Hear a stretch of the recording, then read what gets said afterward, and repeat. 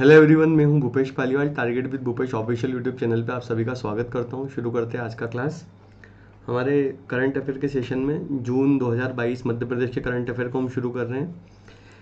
इसमें हम देखेंगे क्वेश्चंस को एमसीक्यू के फॉर्म में और उसके बाद में उसका डिटेल देखेंगे। तो मध्य प्रदेश से संबंधित जो भी करंट अफेयर है वो इस सेशन में कवर होने वाला है। जून महीने का करंट अफेयर टारगेट पे रहेगा। एमसीक्यू और एमसीक्यू के जस्ट बाद में उसका डिटेल, ये हमारा फॉर्मेट होगा, तो आप इसे फॉलो कर सकते हैं। तो शुरू करते हैं पहले प्रश्न के साथ। Eat right challenge. Eat right challenge स्पर्धा में पहला पुरस्कार किस जिले को प्राप्त हुआ? ये पूरे ऑल इंडिया लेवल पे पहला पुरस्कार प्राप्त हुआ है ईट राइट चैलेंज के चलते। तो ऑप्शन है इसके भोपाल, उज्जैन, इंदौर, सीहोर। तो ये पुरस्कार दिया गया है इंदौर को।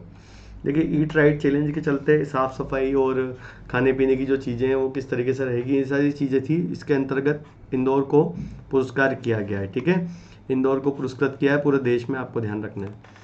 ईट राइट चैलेंज के बाद में अगला क्वेश्चन है आपका, मध्य प्रदेश मंत्री परिषद द्वारा स्वीकृत नर्मदा एक्सप्रेसवे, नर्मदा प्रगति पथ की लंबाई कितनी है?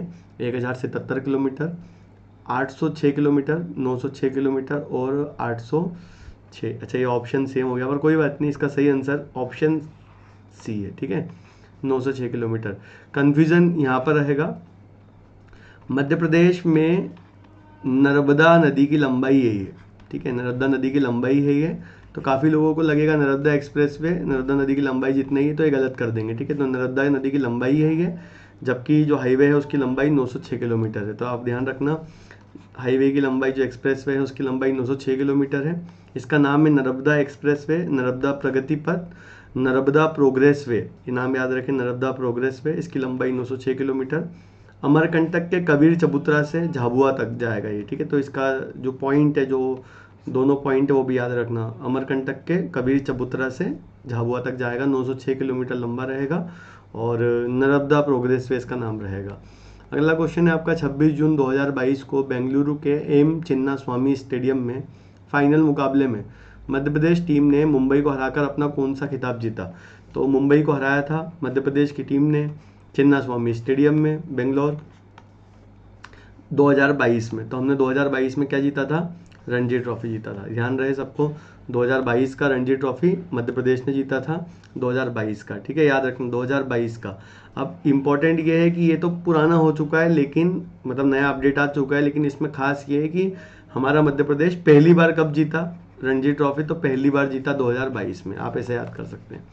भोपाल विलीनीकरण दिवस कब मनाया जाता है? तो भोपाल विलीनीकरण दिवस जो है आपका वो मनाया जाता है हर साल 1 जून को मनाते हैं। ये डे वही है जिस दिन भोपाल को मध्य प्रदेश में शामिल किया गया था, आपको याद होगा। इस प्रकार से एक बड़ा सा बोर्ड वगैरह भी लगाया गया था, बड़ा सा यहाँ पे, और 1 जून को मनाया जाएगा भोपाल विलीनीकरण दिवस। ठीक है, इसमें इंदौर स्थापना दिवस भी चर्चा में था, मैंने बताया था आपको। माता अहिल्या का जन्मदिन 31 मई, भूलना नहीं है, माता अहिल्या का जन्मदिन 31 मई, इंदौर दिवस। ठीक है, अगला क्वेश्चन है, हाल ही में मध्य प्रदेश में कहाँ पर 1000 साल पुराना शिव मंदिर का गर्भगृह खोजा गया है? यहाँ से ये भी आ सकता है कि 1000 साल पुराना परमार कालीन, ये आ सकता है परमार कालीन, परमार वंश से संबंधित है ये मंदिर। तो परमार कालीन शिव मंदिर का गर्भगृह खोजा गया है। तो आंसर आएगा इसका उज्जैन। उज्जैन के कलमोड़ा, जो कलमोड़ा मंदिर है, तो नाम याद रखना, कलमोड़ा का शिव मंदिर अभी हाल ही में मिला है। ये काफ़ी बड़ा सा गर्भगृह है जो 1000 साल पुराना है लगभग, और माना जा रहा है ये परमार कालीन मंदिर है, परमार कालीन।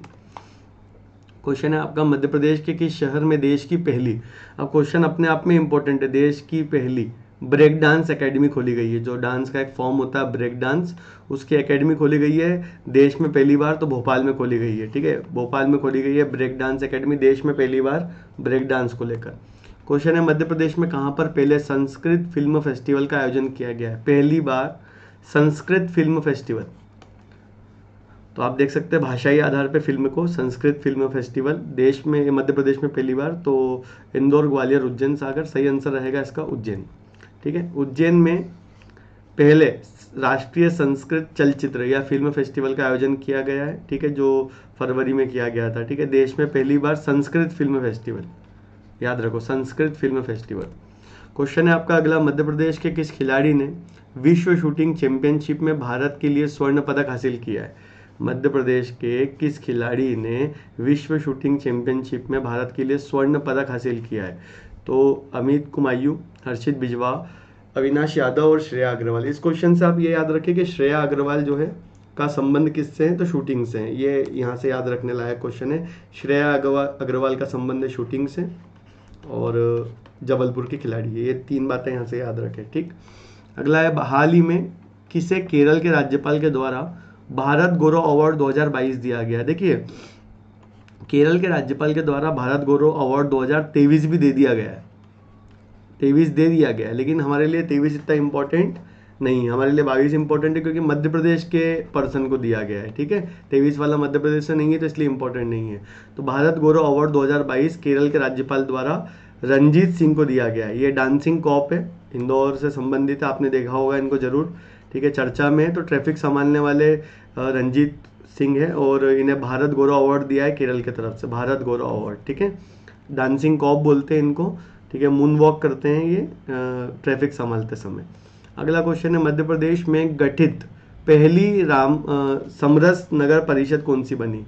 यहाँ पे सवाल को ध्यान से देखें बेटा, समरस नगर परिषद कौन सी बनी, तो इसका सही आंसर आएगा शाहगंज, ठीक है। शाहगंज नाम का जो है बुधनी में, वो बनी है देश की पहली नगर परिषद, और वो भी कैसी, समरस। सवाल बनता है ये समरस क्या होता है।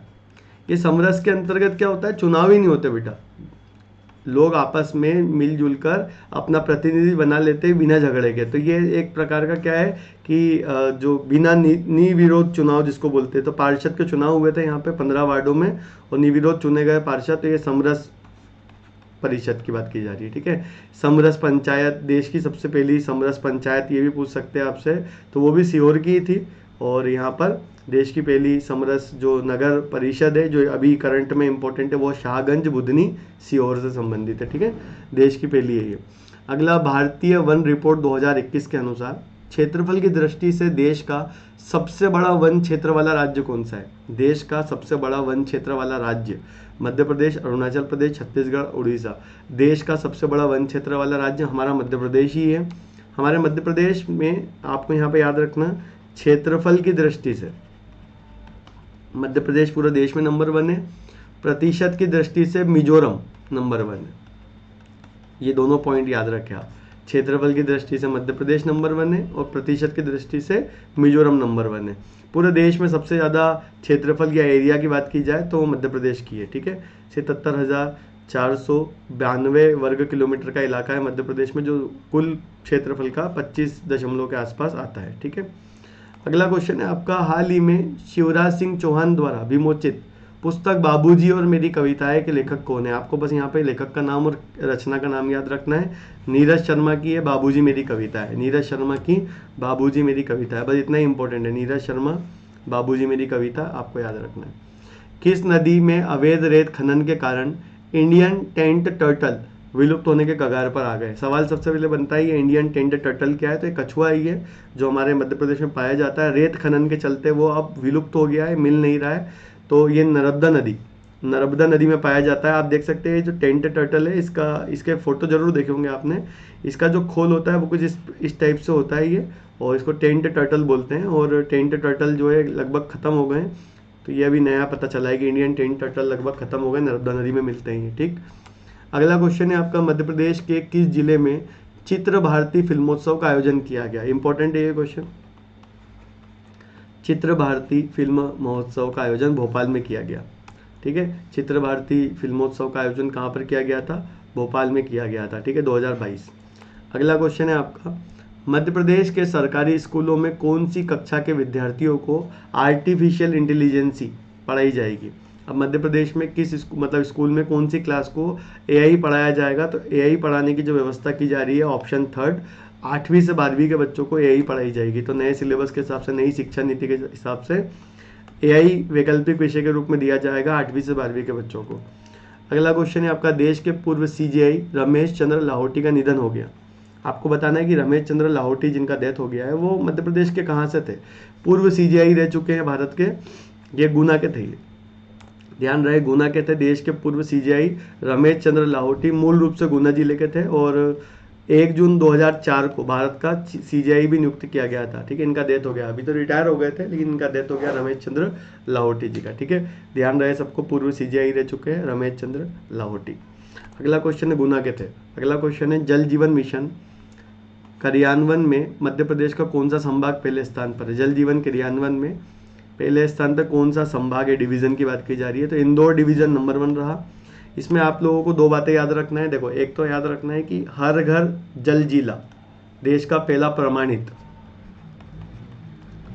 वो है बुरहानपुर, वो भी इंदौर संभाग का ही हिस्सा है, ठीक है। और पूरे देश में प्रथम संभाग रहा इंदौर। तो कौन कौन से अवार्ड मिले इंदौर को यहाँ पर, देखो, एक तो मिल गया है इंदौर संभाग, ठीक है, जल जीवन मिशन में। इंदौर संभाग का ये जिला है, नाम है इसका बुरहानपुर, ये भी याद रखना, हर घर जिला में प्रमाणित। और तीसरा है वाटर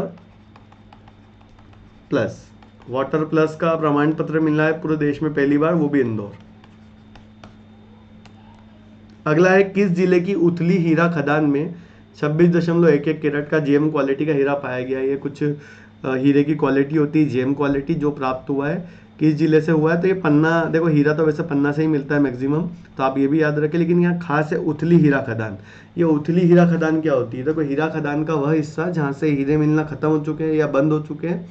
हीरे खदान के वह क्षेत्र जहाँ सरकार ने खेती के लिए जमीन दे दी है लोगों को, लाइक कि अब यहाँ पे हीरे मिल नहीं रहे, तो काम करो, इसको खेती के लिए जमीन दे दो, तो ये वो जगह होती है, वहाँ पे हीरा प्राप्त हुआ, इसलिए उथली हीरा खदान लिखा हुआ है। तो पन्ना में उथली हीरा खदान जो है वहाँ पे प्राप्त हुआ है ये हीरा, ठीक है, याद रहे पन्ना। अगला है देश में पहली बार किस शहर में ड्रोन से मरीजों में ब्लड सैंपल की लैब तक पहुंचाया गया है। तो अब सवाल बनता है कि देश में पहली बार ड्रोन के माध्यम से मरीजों का ब्लड सैंपल कहाँ पे पहुंचाया है, इंदौर, भोपाल, दिल्ली, मुंबई। तो ये इंदौर में किया गया है। यहाँ पे क्या किया गया था, ड्रोन के माध्यम से ब्लड सैंपल पहुंचाए गए थे देश में पहली बार, ठीक है, पूरे देश में पहली बार, याद रहे सबको। फैक्ट है तो हमेशा आएगा ही। इसके अलावा आपको याद होगा ड्रोन मेला कहाँ लगा था, ग्वालियर में। फिर ड्रोन स्कूल भी ओपन करने की बात की थी, तो इंदौर, ग्वालियर, भोपाल, जबलपुर, सतना ड्रोन स्कूल खोलेंगे। सबसे पहला drone school Gwalior Madhav institute में ओपन हो रहा है, तो आप इस तरीके से याद कर सकते हैं, ठीक है। इंदौर में ड्रोन के माध्यम से ब्लड सैंपल। मध्य प्रदेश में डिजिटल और स्किल विश्वविद्यालय की स्थापना कहाँ की जा रही है, अलग अलग है, डिजिटल यूनिवर्सिटी और स्किल यूनिवर्सिटी, ये 2 अलग अलग यूनिवर्सिटी है। तो मध्य प्रदेश में डिजिटल यूनिवर्सिटी और स्किल यूनिवर्सिटी कहाँ ओपन हो रही है, तो उज्जैन में हो रही है डिजिटल यूनिवर्सिटी, और स्किल यूनिवर्सिटी हो रही है भोपाल में, याद रहे सबको। तो उज्जैन और भोपाल, ठीक है। हमारे उच्च शिक्षा मंत्री है डॉक्टर मोहन यादव, उनके द्वारा युवाओं को गुणवत्ता शिक्षा के उद्देश्य से प्रदेश में डिजिटल और स्किल विश्वविद्यालय स्थापित करने की घोषणा की गई है। उज्जैन में डिजिटल और भोपाल में स्किल विश्वविद्यालय की स्थापना करने का प्रस्ताव है। अगला क्वेश्चन है आपका, मध्य प्रदेश की पहली पेपरलेस विद्युत वितरण कंपनी कौन सी होगी।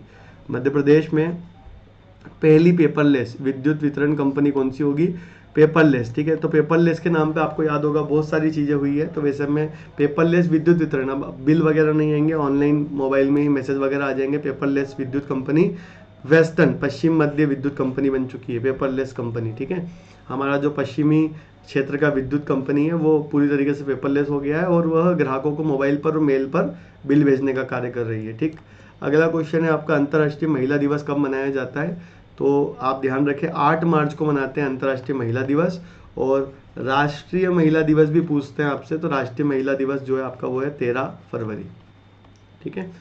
13 फरवरी को मनाते हैं राष्ट्रीय महिला दिवस, और अंतर्राष्ट्रीय मनाते हैं 8 मार्च को, ठीक। अगला क्वेश्चन है आपका, मध्य प्रदेश के किस विश्वविद्यालय में पहली ब्लाइंड वीमेन क्रिकेट टीम बनाई है। मध्य प्रदेश में अभी तक महिलाओं के लिए कोई ब्लाइंड महिलाओं के लिए क्रिकेट टीम थी नहीं, किसी यूनिवर्सिटी ने अप्रोच किया और उसने बनाई है पहली बार ब्लाइंड वीमेन क्रिकेट टीम। तो वह यूनिवर्सिटी है बरकतुल्लाह यूनिवर्सिटी भोपाल। बरकतुल्लाह यूनिवर्सिटी भोपाल जो है उन्होंने बनाई है मध्य प्रदेश की पहली महिला ब्लाइंड वीमेन टीम, ठीक है। ब्लाइंड वीमेन टीम के बाद अगला क्वेश्चन है, मध्य प्रदेश में इंदौर सेंट्रल जेल ने, ये थोड़ा इंपॉर्टेंट क्वेश्चन है, इसको याद रखना, इसको नोट डाउन अलग से करना, स्थान लगा लेना। तो मध्य प्रदेश में इंदौर सेंट्रल जेल ने किस नाम से अपना FM रेडियो शुरू किया है। तो इसका सही आंसर आएगा जेल वाणी FM 18.77। देखो, जेल की जो स्थापना है, इंदौर सेंट्रल जेल की जो स्थापना है वो 1877 में हुई थी। तो उसी बात को ध्यान में रखते हुए इन्होंने 1877 को नाम दिया है 18.77, ठीक है, जेल वाणी। नाम है जेलवाणी, ध्यान रहे जेलवाणी FM 18.77, ये जेल के अंदर रह रहे कैदियों को दुनिया देश की अपडेट देगा, ठीक है। चलिए अगला क्वेश्चन है आपका, Madhya Pradesh professional examination board का नाम बदल दिया गया, MPPEB का नाम बदल दिया गया, नया नाम क्या रखा है MPPEB ने, तो सभी को पता होगा ये तो अभी, ठीक है, एम्प्लॉइज सिलेक्शन बोर्ड, ठीक है। चलिए एम्प्लॉय सिलेक्शन बोर्ड ESB नया नाम हो चुका है इसका, और पुराना नाम PEB था, अब नया नाम हो गया इसका एम्प्लॉय सिलेक्शन बोर्ड। अगला क्वेश्चन है, कर्मचारी चयन बोर्ड से संबंधित अगर डिटेल की बात करें तो देखो नाम बदल दिया है इसका PEB से। सबसे पहले इसकी शुरुआत हुई थी 1970 में, जब मेडिकल टेस्ट लेते थे ये, ठीक है। इसके बाद इन्होंने 81 में इंजीनियरिंग के टेस्ट भी शुरू कर दिए थे। 82 की अगर बात करें तो व्यापम कर दिया गया नाम, ठीक है। 82 में इसका नाम व्यापम कर दिया गया था, और व्यापम घोटाले के बाद में इसका नाम बदलकर PEB कर दिया गया था। तो मतलब एक इसका एक पूरा एक जर्नी रहा है, ठीक है। और इस जर्नी के अंदर इन्होंने नाम चेंज करके अब PEB से क्या कर दिया इन्होंने, तो एम्प्लॉय सिलेक्शन बोर्ड, ठीक है। चलिए तो ये ESB इसका नया नाम हो गया। अगला क्वेश्चन है, मध्य प्रदेश के किस जिले में बेगा जनजाति के लिए संग्रहालय बनाया जा रहा है। बेगा जनजाति को विशेष तौर पर ध्यान में रखते हुए उनके लिए संग्रहालय बनाया जा रहा है, तो डिंडोरी में बनाया जा रहा है, ध्यान देना, डिंडोरी में मध्य प्रदेश के अंदर, ठीक है, संग्रहालय बनाए जाने की बात की जा रही थी, तो बनाया जा रहा है। यहाँ पे और भी है, आपको याद रखना है, डिंडोरी में बेगा जनजाति के लिए, भारिया जनजाति के लिए छिंदवाड़ा, और सहरिया जनजाति के लिए श्योपुर, तीनों याद रखना, बेगा जनजाति के लिए डिंडोरी, भारिया जनजाति के लिए छिंदवाड़ा, और आपका सहरिया जनजाति के लिए श्योपुर, ये तीनों याद रखें, संग्रहालय बनाए जा रहे हैं। अगला क्वेश्चन है आपका, क्षेत्रफल की दृष्टि से मध्य प्रदेश का सबसे बड़ा वन क्षेत्र जिला कौन सा है। क्षेत्रफल की दृष्टि से अगर देखा जाए तो मध्य प्रदेश का सबसे बड़ा वन क्षेत्र वाला जिला कौन सा है क्षेत्रफल की दृष्टि से, तो वह है बालाघाट, ठीक है। एरिया के अकॉर्डिंग देखेंगे तो सबसे बड़ा एरिया किसका है, मतलब वनों में, तो बालाघाट का वनों का मामले में सबसे बड़ा इलाका है, ठीक है। बालाघाट का सबसे बड़ा क्षेत्र है। बालाघाट के बाद अगर बात करें तो इसमें छिंदवाड़ा, बैतूल, श्योपुर, सिवनी आदि आते हैं, ठीक है। तो बालाघाट सबसे बड़ा क्षेत्रफल की दृष्टि से क्षेत्र है। इसके बाद अगला क्वेश्चन है, क्षेत्रफल की दृष्टि से मध्य प्रदेश का सबसे छोटा कम क्षेत्र वाला जिला कौन सा है। तो ये वन रिपोर्ट है, उसके हिसाब से 2 साल तक वैलिड रहती है ये। तो क्षेत्रफल सबसे कम मध्य प्रदेश में वनों का, तो वो है उज्जैन। उज्जैन में सबसे कम है, याद रहे सबको। इसके बाद शाजापुर का नंबर आता है। आप मैप में भी देख सकते हैं कि ये वाला जो रीजन है यहाँ पे वनों का क्षेत्र थोड़ा कम ही दिखेगा आपको, तो उज्जैन, उसके बाद में शाजापुर इसका नंबर आएगा, ठीक है। चलिए अगला क्वेश्चन है आपका, प्रतिशत की दृष्टि से सबसे बड़ा वन क्षेत्र कौन सा है। तो प्रतिशत के हिसाब से अगर देखा जाए तो वो है बालाघाट। हमारे सामने अब 3 क्वेश्चन हो चुके हैं, 3 नहीं 4 क्वेश्चन हो चुके हैं। मैं चारों को लिख रहा हूँ, एक बार चारों को नोट डाउन करना।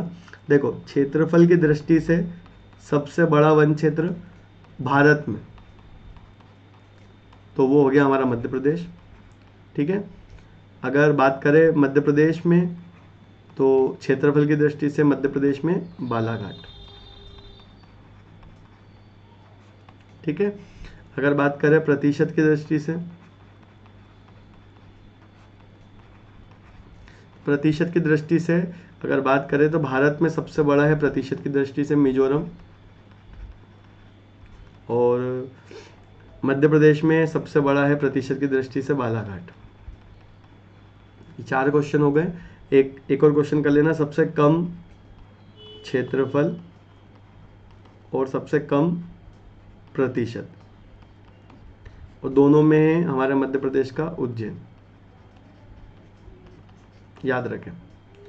53% ही है बालाघाट में वनों का प्रतिशत, और इस हिसाब से मध्य प्रदेश का सबसे बड़ा वन क्षेत्र प्रतिशत के हिसाब से है बालाघाट, ठीक है। चलिए, सिर्फ 2 जिले ऐसे हैं मध्य प्रदेश के जो 50% के ऊपर वन क्षेत्र को प्रतिशत में कवर करते हैं, तो वो एक तो बालाघाट हो गया 53%, और एक है श्योपुर, ध्यान रहे। तो ये था हमारा आज का सेशन, जो कि था जून महीने के करंट अफेयर के साथ में। तो इस प्रकार से मध्य प्रदेश के जून महीने तक के करंट अफेयर को हमने कवर कर लिया है।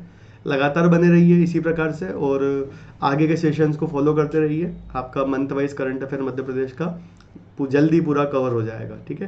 तो पसंद आया है वीडियो तो लाइक करें, शेयर करें, चैनल को सब्सक्राइब करें, बेल आइकन प्रेस करें, ताकि ऐसे और वीडियो की नोटिफिकेशन आपको मिलते रहे। अगर अभी तक आप हमारे टेलीग्राम के साथ नहीं जुड़े हैं तो टारगेट विद भूपेश सर्च करें टेलीग्राम पे, लोगो दिख जाएगा, और आप जुड़ सकते हैं हमारे टेलीग्राम पे, जहाँ पर आपको PDFs वगैरह मिल जाएगी। तो देर ना करें और सब्सक्राइब करना ना भूलें। अभी के लिए करेंगे इतना ही, मिलते हैं जल्द ही। जय हिंद, जय भारत।